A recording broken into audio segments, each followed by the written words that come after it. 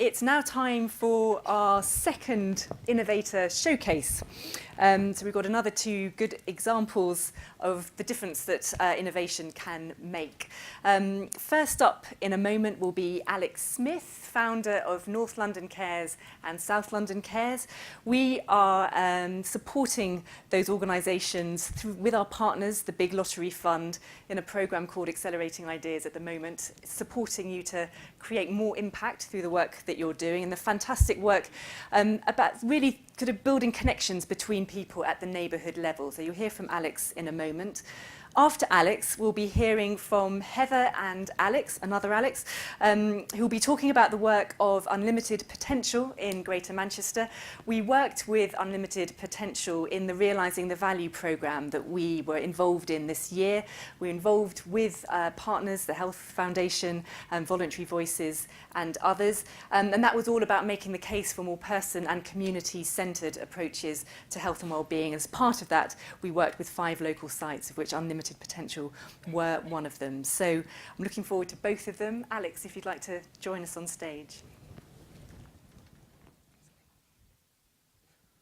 Hi everyone, can you hear me? I'm using this mic, is that okay? Great, thank you very much for having me. As Halima says, my name's Alex Smith and I'm from North London Cares and South London Cares. And I want to start by telling you a story. And that is that 7 years ago, I was a council candidate in my home borough of Islington in North London. And on election day 7 years ago, almost to the day, I was doing my rounds, knocking on people's doors, trying to get people to come out and vote. And behind one of the doors, an elderly gentleman answered the door.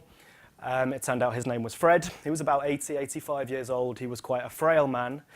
And I said to him, "Hi, how are you doing? Would you like to come out and vote? It's election day."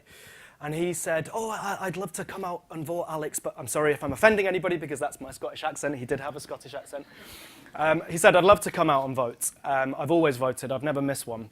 But I haven't been out of my house for 3 months. I haven't spoken to anyone for 3 months. I haven't really seen anybody for 3 months apart from my carer who brings me my breakfast and makes sure that I'm washed and clothed." I was the council candidate, so I was drumming up votes for myself, and there was a wheelchair behind Fred. And so I said, "Look, Fred, if you get in the wheelchair and you feel comfortable with this, how about I wheel you down to the voting station so that you can perform your democratic duty and hopefully vote for me in the process." So we did, and we were out, and I was wheeling Fred down the road to the voting place.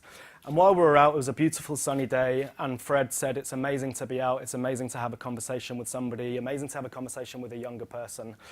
If only I could get my hair cut," because his hair had become long and his hair had become greasy, and in his own words, he said he felt he'd lost his dignity.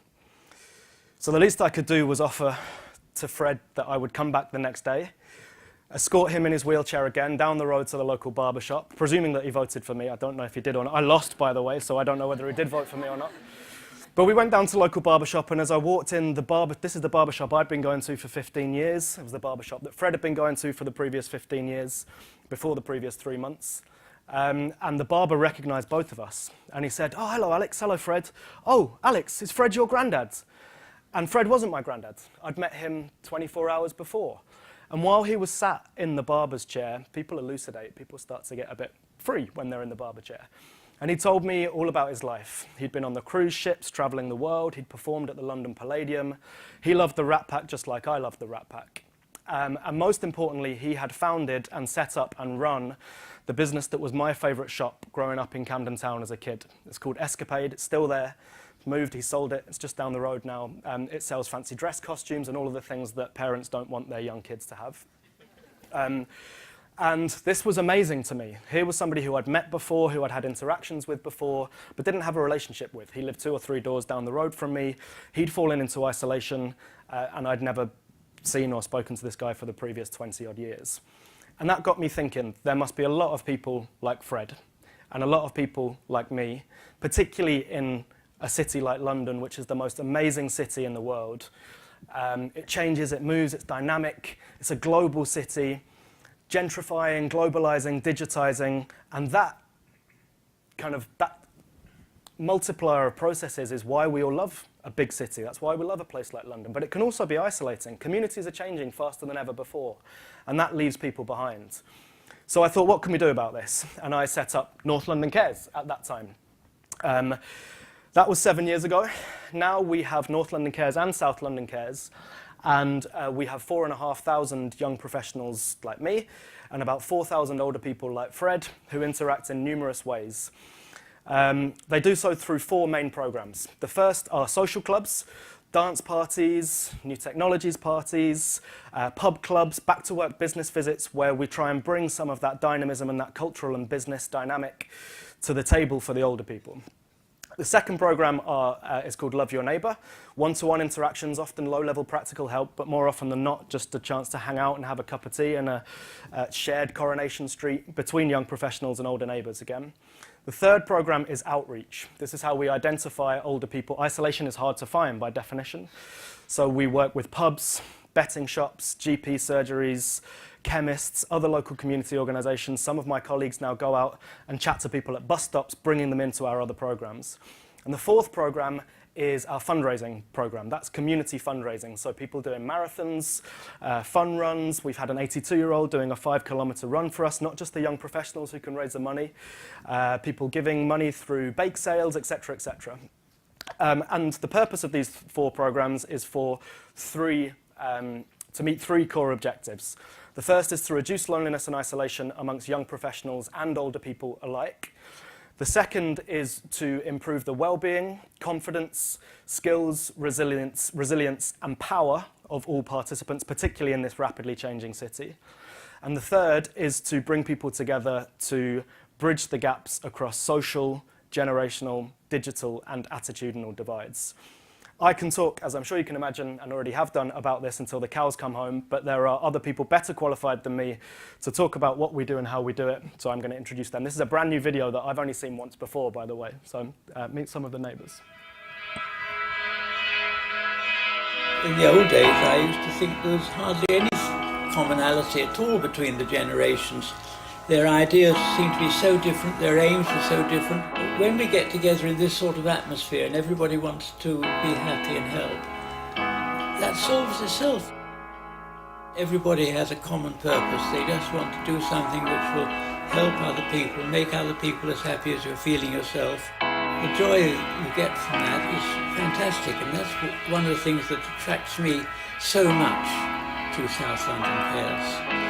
So we were introduced by South London Cares about 18 months ago.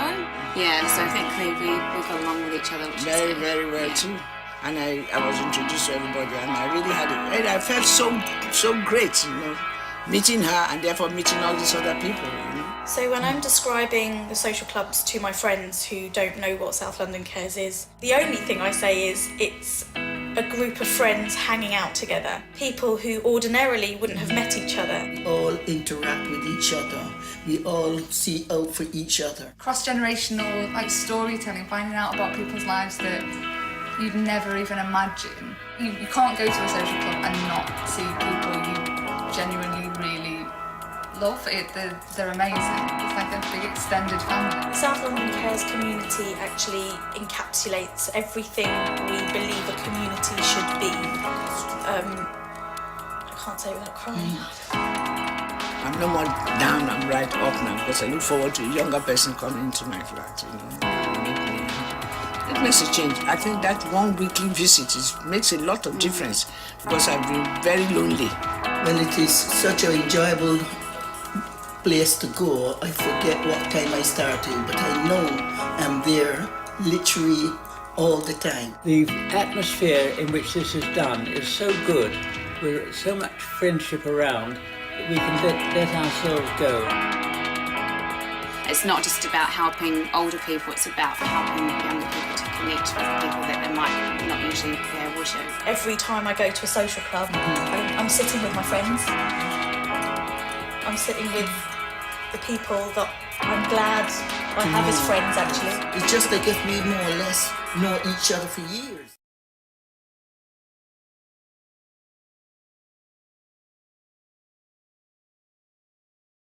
South London Care is doing a good job for me in my life, you know, and I think it's fantastic. Meeting her is one of the best.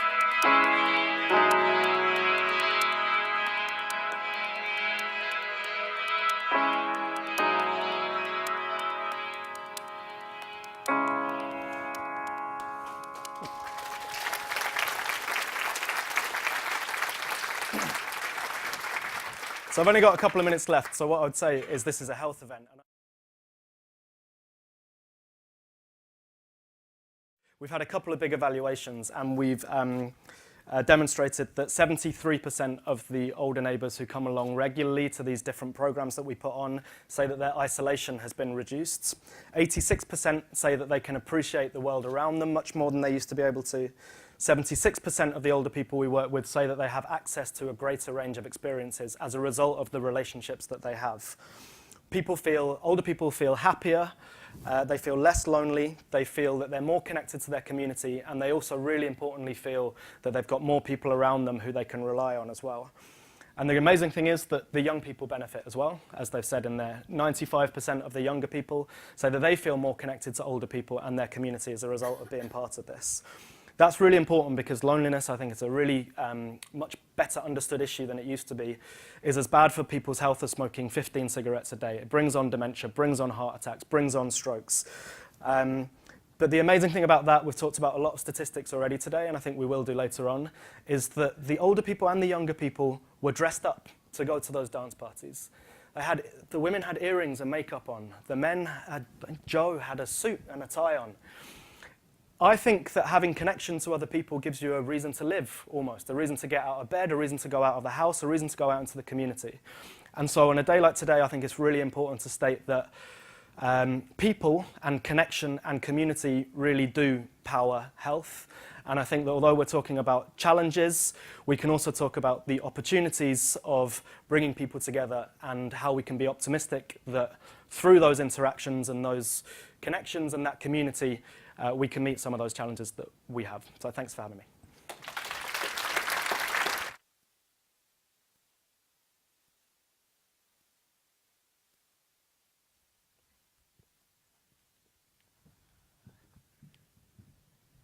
Hello? Can you hear me? Okay. Hello, my name is Heather Henry. I'm a project manager at Unlimited Potential. I'm also a frontline nurse. And my practice has changed from looking after people to building on what's strong rather than what's wrong. I think probably I say these days that the only thing I inject is confidence. And with me today is Alex McCraw. Alex is a father and founder member of Salford Dadz Little Hulton. And together we're going to talk a little bit about father's well-being and the impact on their children. And may I say thank you to Nesta for allowing us this opportunity to give fathers and fathers' well-being a platform. And I start back 4.5 years ago in a community called Little Hulton in Salford. And Unlimited Potential approached Salford CCG to say, I wonder whether we could try some work in terms of seeing whether fathers could find their own solutions to improve their well-being and then see whether this has an impact on their children. And the CCG gave us a year's worth of money to test out an approach called Positive Deviance. If you're interested, positivedeviance.org. And this is an asset-based approach, which I'm trained in, which is basically within a community with a given problem, there's always somebody that's found the solution. And this is a community's investigation of itself to identify those fathers who found ways to improve their well-being and then to share it through the community, father to father. And we take the whole community on a journey of self-discovery. And the fathers led the process, supported by myself as a half-time project manager and John, who's a full-time engagement worker and a father.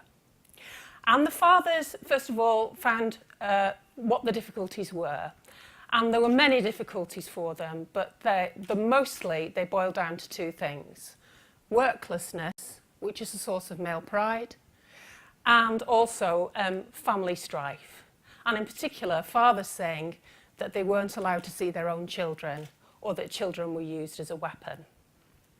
And we launched by doing a children's competition where children were asked why their father was the best in Little Hulton. And if you analyse those entries, the children told us two things. First of all, they wanted the love of their fathers, no matter what. And the second thing is that they wanted to be with their fathers to do fun things. Because in that community, the father is the fun guy and the mother is much more the disciplinarian. And some of the fathers got together to help us run the competition, and they ended up being what is now called Salford Dadz Little Hulton, which is a constituted group. When the fathers heard those two things, they said, we will set up a Saturday group where fathers and their children will come together to do fun things, and that is still going strong. And so we were looking for positive deviance, and what we meant by that was what was it that made fathers stronger in this community?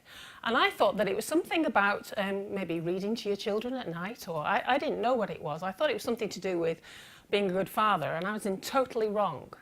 And what we found was fathers who would be emotionally open with each other and share their problems father to father. And we found those fathers, and you'll hear one shortly, who will talk openly. Because when the fathers in this community experienced problems, two things happened. They isolated themselves, or were isolated by their own families, or they lashed out, sometimes with their fists. They went out, they got drunk, they took drugs, they committed crime. And this further convinced, particularly the females in the community, that fathers were not worth bothering with. And yet we found quite a number of fathers who did. After a year, I basically introduced the fathers to their own GPs again. And the GPs saw their own patients transformed. And they said, I'll never forget, we don't know how to heal these families, and maybe the fathers do, and so we're going to give you another year. And after 2 years, we did an external academic evaluation through Leeds Beckett and Salford University. We brought that along, and also a social return on investment. And the fathers described it as a mirror effect. They take how they feel into the home, whatever it is. And as the fathers grew stronger and supported each other, talked about their problems, saw that they were all in the same boat, then their confidence grew. You'll see this now. And so did the children's. The social return on investment, the financial return is £2.25 for every £1 invested, and the wellbeing value is between £13 and £20 for every £1 invested, which prompted CVS, Council for Voluntary Service, to ring me up and say, you're going to have to look at those figures again, they're way too high. So after 2 years, we were fortunate that Lankelly Chase Foundation had started to take an interest, and they funded us for 3 years to do proof of concept. Was it something about Little Hulton, or could this positive deviance approach be shown to work in other communities? And we're halfway through that time now. But we can talk a little more at the stall about what we found, but more importantly, I'd like to introduce you to Alex McCraw.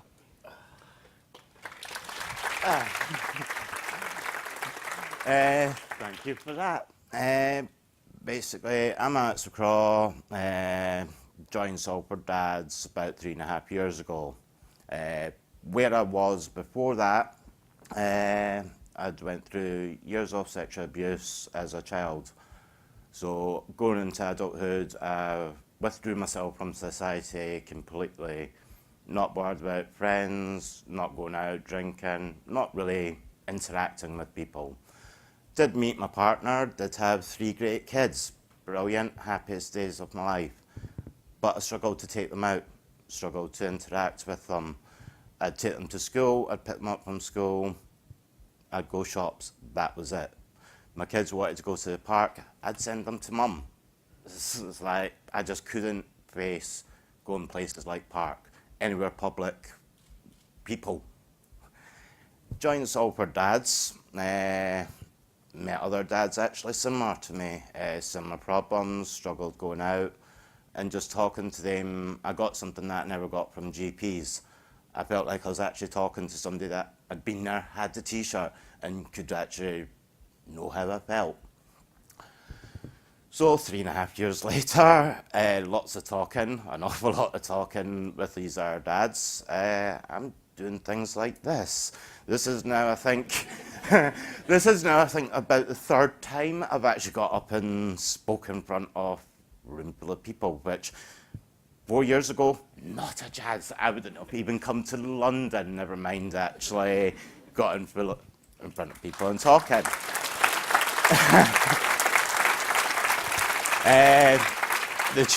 Apart from that, those changes, brilliant. Kids go to the park with me now. They don't even need to beg any longer to go to the park with me. I'll take them. Saturday club, we'll go do crazy things at science. Saturday club, bottle rockets, oobleck, which is great fun. Kids love it. Parents hate it. And we'll go to the park afterwards. Brilliant. I have fun with my kids. My kids are happier. My oldest two kids have aspirations now. They actually want to grow up and be like me. Don't know if that's good, but hey, they want to grow up like me. They want to help people. They want to go to London. They want to get in front of a room full of people and talk. What kids would talk you to death anyway, so that's brilliant.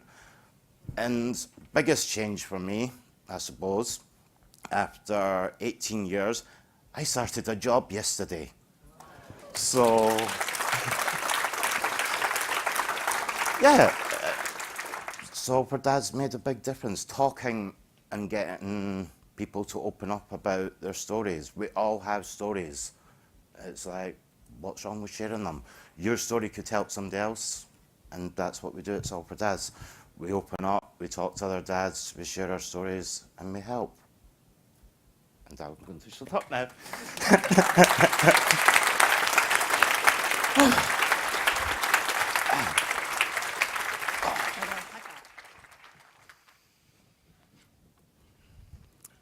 Thank you very much to both Alex's and to Heather. And this is a bit bigger than a local park. It's an amazing journey you've been on. And when we talk about the power in people-powered health, we really mean it. So thank you for bringing it to life for us. Just before we break for lunch, we're actually going to make you do another quick poll, if you don't mind. This one is asking you how far do you think we've got to a people-powered and a data-driven health and care system.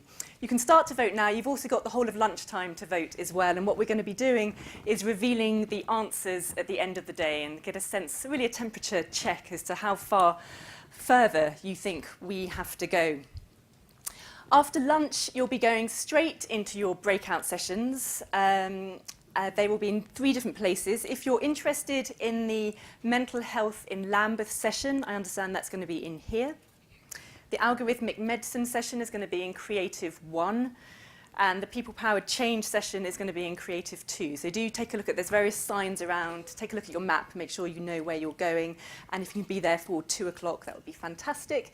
You can also rate the sessions that we've had this morning. So don't forget to use Slido to tell us what you thought of the different sessions. And that's it. Have a fantastic lunch. Talk to people that you don't know. And look forward to seeing you later. Thank you.